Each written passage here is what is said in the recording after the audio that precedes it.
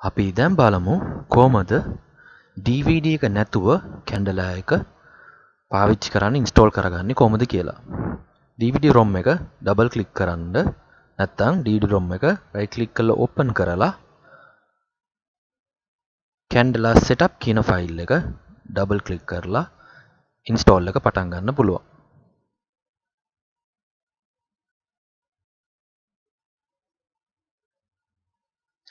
මුලින්ම මෙතන I accept the license agreement කියන එකට ටික් එකක් දාන්න.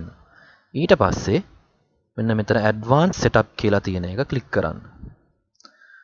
ඊට පස්සේ ඔබ කැමති install වෙන්න ඕන location එක මෙතන browse කරලා දෙන්න පුළුවන්. නැත්නම් default එන location එකම තියන්න පුළුවන්. ඊට පස්සේ මෙතනදී දෙවෙනි option එක select කරන්න. copy all files to hard disk කියන option එක. ඊට පස්සේ install click කරන්න. ආයෙ මෙතනදී yes click කරන්න. ඊට පස්සේ දැන් install වෙන්න පටන් ගන්නවා. install වෙලා ඉවරුණාට පස්සේ registration screen එකට එනවා.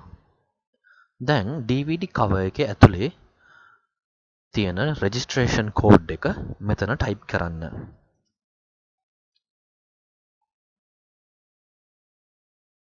ඊට පස්සේ 077 106 77 03 කියන phone number එකට මේ කහ පාටින් තියෙන REG ස්තනක් මේ අංක 16ම SMS එක type කරලා SMS එක send කරන්න.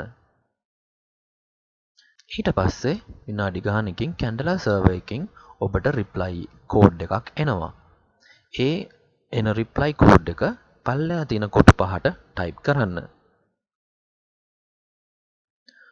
type කරලා activate කියන button එක click කරන්න. ඊට පස්සේ activation successful කියලා text එකක් appear වෙනවා. ඒ කියන්නේ activation එක හරි. දැන් next click කරලා launch කරන්න පුළුවන්.